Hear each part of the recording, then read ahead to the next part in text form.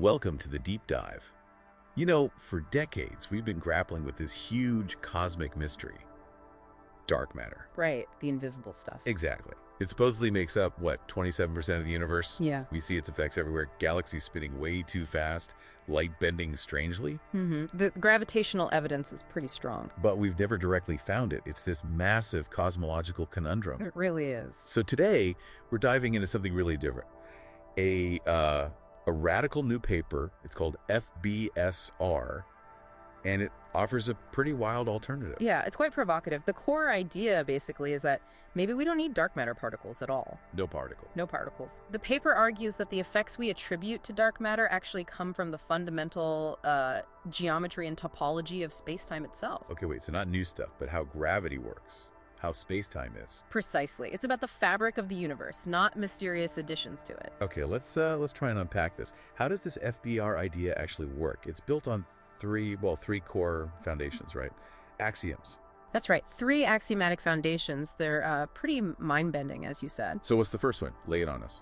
Okay, the first is called mass-dependent fractal foliation. Fractal foliation. Oh, yeah. Think of space-time not as just a smooth sheet, but maybe more like layers, like pages in a book, but infinitely nested. Fractal. Okay. And here's the kicker.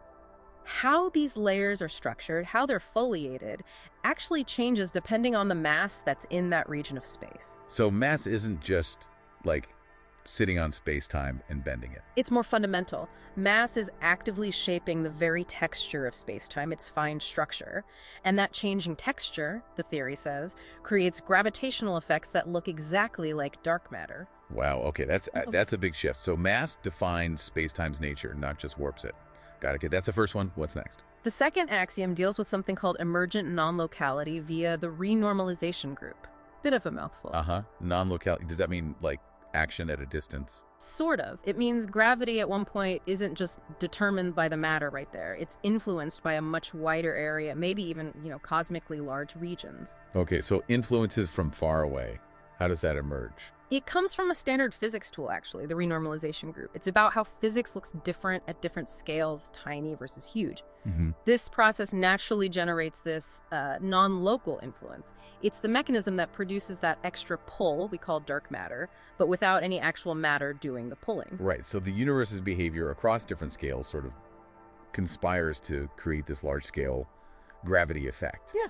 That's fascinating. Okay, and the third axiom? The third one ties it together. Topological determination of the non-local scale SM. Okay. This basically says that the scale, how far out these non-local effects reach, isn't just some random number you plug in. It's fixed. It's fixed. And it's determined by 2 things. The overall shape, the topology of the entire universe, like is it shaped like a sphere or a donut, but in higher dimensions. The paper uses Essen, a 3-sphere, and the total amount of mass.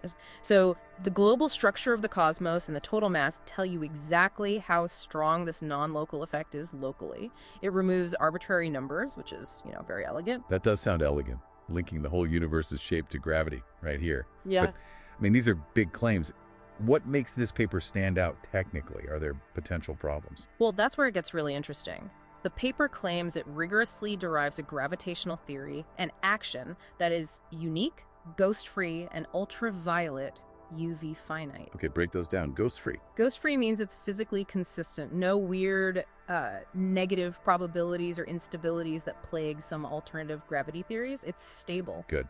And UV-finite? UV-finite means the theory doesn't break down at very high energies or very small distances. That's a huge problem in physics, trying to get gravity to work with quantum mechanics. This theory claims to handle it, potentially avoiding the need for things like, say, string theory. Wow. Okay, that is bold. Solving quantum gravity issues by rethinking space-time structure. It's like saying we missed the forest for the trees, or maybe the shape of the forest itself. So how does this connect back to what astronomers actually see? Right, the observations. The theory generates field equations, the mathematical rules of gravity that include a specific extra piece, a backreaction term. And this term. This term mathematically represents the effects we currently attribute to dark matter. It naturally produces things like the flat rotation curves of galaxies, why stars orbit faster than they should. It explains gravitational lensing too. all from the modified spacetime geometry, not invisible particles. So it matches current observations. Does it predict anything new, something we could test? Yes, potentially. Because it's a different fundamental theory, it could predict subtle differences from the standard dark matter model, maybe tiny variations in the cosmic microwave background pattern, the echo of the Big Bang. Ah, Or maybe specific ways galaxies should clump together on large scales that are unique to this theory. These give astronomers concrete things to look for, ways to potentially prove it right or, prove it wrong. which is crucial for any scientific theory. So the implications here are pretty profound.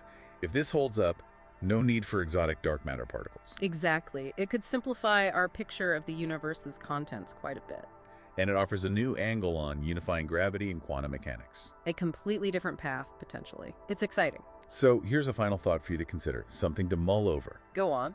If this theory, or something like it, turns out to be right, it means the actual fundamental shape and the very structure of the entire cosmos might be directly influencing the gravity we experience right here, right now. Yeah. It suggests an incredibly intricate cosmic dance where the global dictates the local in a way we hadn't really appreciated, perhaps even more intricate than we ever imagined. An intricate dance, shaped by the universe itself, not just the things within it. That definitely gives you something new to think about next time you look up at the stars.